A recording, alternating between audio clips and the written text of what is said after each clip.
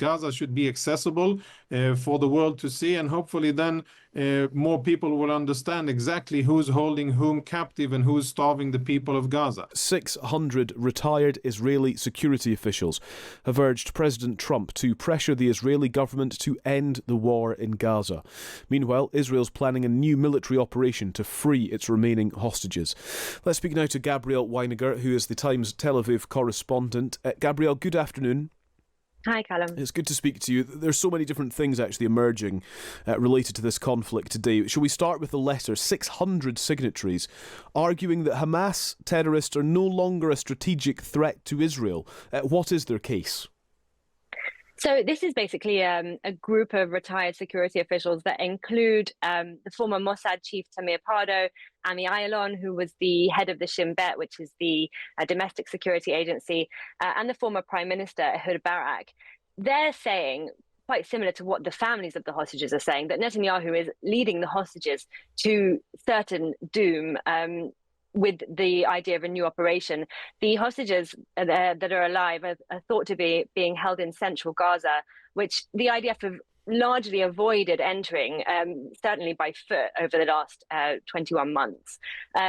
So this idea that this strategic military step into central Gaza will endanger the lives of the hostages who are being held there, and they're saying the priority should be for Israel to return the hostages. They wrote, we saw a copy of this letter that they wrote to Donald Trump, and they said, "You did it in Lebanon. It's time to do it in Gaza." And I think it's really interesting that they address this to President Trump and not to Netanyahu himself, because they believe that Trump has the ability to pressure Netanyahu to bring back the hostages as priority. There are several deals and several routes now on the table, including the idea that all the hostages can be released in a kind of all or nothing deal. Everything's on the table right now, and I think that they're seeing this opportunity to push for a deal and kind of strong arm Netanyahu and push Trump to pressure Netanyahu into some kind of diplomatic solution.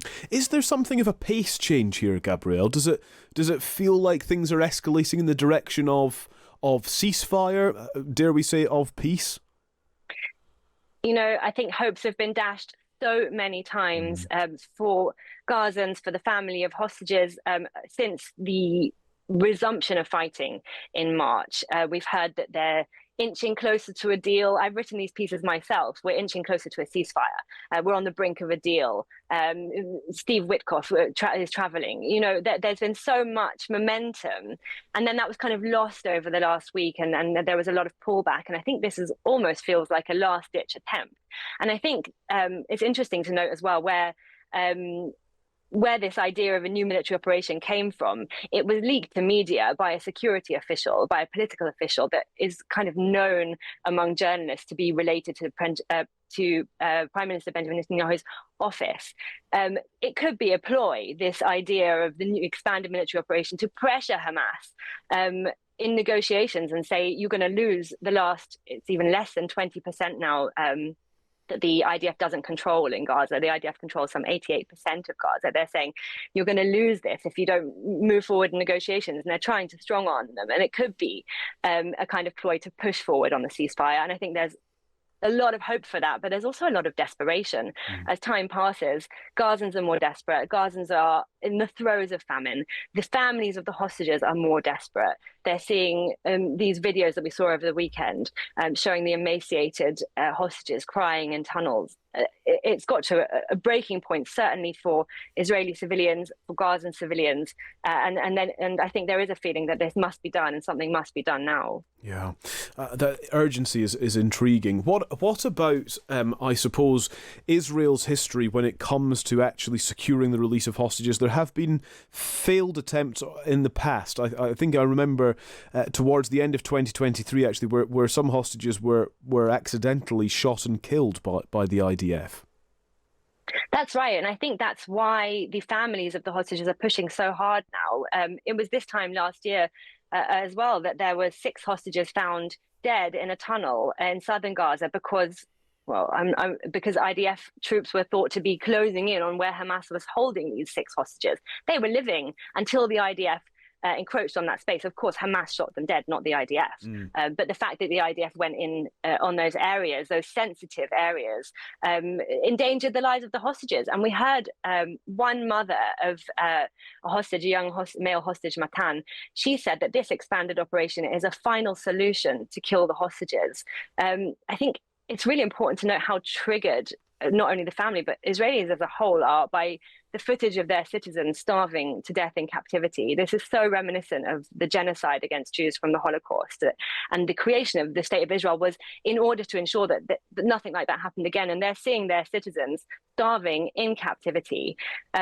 It's something that people just can't tolerate any longer. And there's very little support, I would say now, not only among what we discussed before, among those former security officials, but among the Israeli public to continue the war. Gabrielle, thank you very much indeed. Very good to speak to you. Gabrielle Weiniger reporting, the Times Tel Aviv correspondent. Let's speak now to Jonathan Conricus, former international spokesperson for the Israel Defence Forces. Jonathan, good afternoon. Good afternoon. So the suggestion, the reporting is then that the IDF is prepared to enter central Gaza despite risks to the hostages to try to secure their release. What operational or strategic factors account for this change in approach? So I'll clarify and perhaps offer a different perspective from what the viewers just heard. I would say that in Israeli media and in international media, there definitely is tremendous pressure on the IDF and specifically on the Israeli government to cave in to international pressure and to make a deal at whatever price in order to maybe bring hostages back and to maybe hopefully bring 10 or more live hostages back. The problem with all of this, with the letter that you quoted of former security officials who were last in service 20 or 30 years ago, and with a lot of other statements, is that there's one party that isn't cooperating with that, and that is Hamas. They see and listen and monitor Israeli media, and I think they have a good understanding of Israeli society. And what they're doing is they're responding to that, and they're releasing these absolutely horrendous movies that they released last week of 2 live hostages that can be seen. They look like live skeletons. And yes, your correspondent, I think, captured correctly that this reminds Jews of the Holocaust, of being defenseless Jews with no nation, no country, nobody to defend them. And it really hits it's a gut punch. Yeah. But the problem here is that Hamas, very cynically, understands that every minute that goes by, they can get a better deal and they can probably win the war and still control Gaza without handing over hostages. And that's where we are now. And at the end of the day, Israel wouldn't want the result of the October 7 attack against Israel and the taking of 251 Israelis hostage. We wouldn't want the end of this thing to be a victory for Hamas. Sure. Why would it be a victory? If Hamas is left in power, if Hamas can continue to control the Gaza Strip and to launch another attack against Israel, that means that Israel won't achieve its goals. Okay. And that means that Hamas stays in power. Jonathan, there's lots that we want to get through, so let's try. So I just want to consider the potential for a military operation to rescue the hostages. What about the reports from the end of July the 26th? Hamas is planning to kill the remaining Israeli hostages if troops are sent in to rescue them. Is Israel paying any attention to that warning of what? But a week ago, 10 days ago?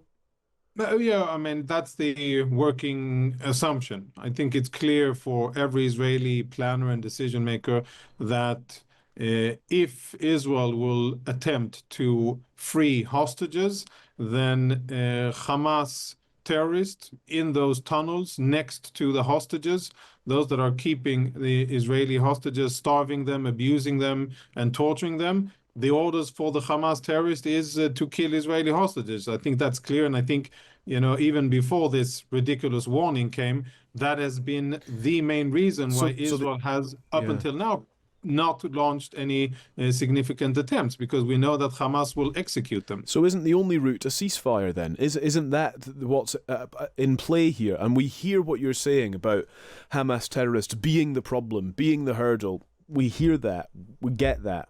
But here are 600 security figures urging restraint, calling for a ceasefire. President Trump is calling for a ceasefire. The people of Israel are calling for a ceasefire. World leaders and societies around the world are calling for a ceasefire. When does Netanyahu listen? Yeah, I would correct that, and I would say that there's a lot of people in media, Israeli media and international media, who share that point of view, that worldview, and amplify these calls. But I don't think that the Israeli public, in large, is saying that. That isn't reflected on. But a percentage are, and we can combine them with the likes of President Trump and other leaders. But there's a percentage, and that is combined with world leaders, allies, who are saying to Netanyahu, stop. So the question here for Israel is, do you want to lose the war? Do you want to cave in to a terrorist organization, whether leaders around the world or others are telling us or advising us or whatever it is? It's less significant. At the end of the day, Israel is at war, a war that it didn't start and didn't want. But it could stop it. And we appreciate that the Hamas terrorists could also stop this. We get that. But Israel could stop. Yes, but the price is not only, we focus a lot on hostages, and I have met many of the hostages, the released ones and hostages' families, and I pray and hope for their return to their families, those that are still alive, and the murdered ones to burial. That isn't the thing. But I'm looking at things from a strategic perspective. If Israel caves in to Hamas, then all other terror organizations will have the recipe and the blueprint for what to do in the future. This isn't only about now, this is about the future of the state of Israel. In a broader perspective, it is also about the future of the region. If Hamas is allowed to win, this will be a tremendous boost for various terror organizations. Just look at popularity in the UK. The most rising name of newborn boys in the UK is Yihya. And the only Yihya that I know is Yihya Sinwar. And I wouldn't want, this has halo effects that are far beyond Israel's borders. And I think that is what the Israeli government is also thinking about, including, of course, hostages. My words of criticism towards the government is that it has taken the government far too long to provide decisive directives to the IDF to actually get the job done and to defeat Hamas. That is my gripe with the government. I think it's been indecisive, failed to provide strategy, failed to communicate strategically, and not provide the blueprint forward for what Israel wants to do. How does the day after in Gaza look like? And I think that has been a major setback, and that is why we are almost now 2 years into fighting, 20 live hostages are still there, and Israel hasn't yet achieved the objectives that it needs to do. And I think most countries around the world want it to do, to defeat Hamas and to bring freedom to the people of Gaza. Right. There is one more issue, Jonathan, I want to put to you, and it starts with this. 200 renowned journalists, including from the Times and the Sunday Times, are calling for press access to Gaza. Here is Anthony Lloyd, the Times special correspondent, who has signed this appeal. The conflict in Gaza is one of the defining wars of our time, and accurate, on-the-ground reporting from foreign correspondents is essential if we're clearly to define the facts and realities of that conflict in a way that leaves no room for reasonable doubt over what is really happening there. If the authorities from both sides, Israeli and Hamas, allow foreign reporters access to Gaza, there will be no room left to doubt the facts of the matter, and less recourse available for those who would wish to hide from the truth. Anthony Lloyd there. Jonathan, a healthy, functioning democracy and democratic government embraces scrutiny and accountability for all of its actions. Is now time for the IDF to relent and let reporters into Gaza? Yeah, this isn't the IDF. This is the Israeli government, and you might be surprised, but I think I essentially agree. I think that this has been a long, ongoing mistake. Journalists should have been able to get in and to report. I don't really agree with what your colleague says, that this will ensure that there's fair representation. It's transparent. Believe me, the amount of nonsense reports that I've seen in international media based on Hamas propaganda or just lazy and horrible, abysmal reporting. It does, having access doesn't Well, it's mean. because journalists aren't there. That's the problem. No, even when they are there, Well, let me tell you, if you let in journalists from the Times and the Sunday I Times, we will personally- know exactly what is going on the ground.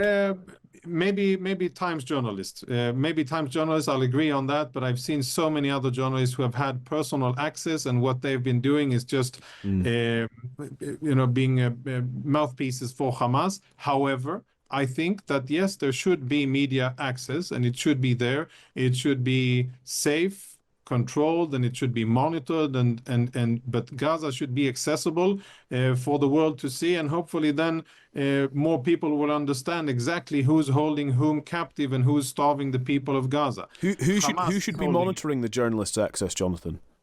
Well, of course, Israel should provide access, but just like in any battle zone, in any active war zone, you provide access, and it's called to embed. But there should be no censorship. There should be no restriction on reporting. Only things that are related to troop security and things that would otherwise put Israeli military operations at risk. Yeah, that sounds like standard operating procedure, doesn't it? Which is standard operations for media, similar things to what UK troops did in Afghanistan and Iraq. Shouldn't be any different. But the bottom line here is that I think that would be a good idea, and I think it should have been done a long time ago. And I also wish, if we're talking on the topic of media, that there would be accountability for newspapers and editors and journalists when they publish things that are fake, things that are proven afterwards to have been wrong, that the same kind of accountability that is demanded of Israel, inquiries and whatnot, that journalists and editors also do the same thing. If someone uses a horrible picture of what looks like a starving child, and blames it on Israel, only afterwards for that to become known and clear that this was a child that suffered from a pre-existing condition, and he has healthy siblings, then the editor that made the decision to put that front page should be accountable, and he should say, I was wrong, not have a correction on page 26 and 5 days after. Well, Jonathan, there's parts in there that we can end on a note of agreement, I think. Jonathan Conricus, former international spokesperson for the Israel Defence Forces, thank you very much.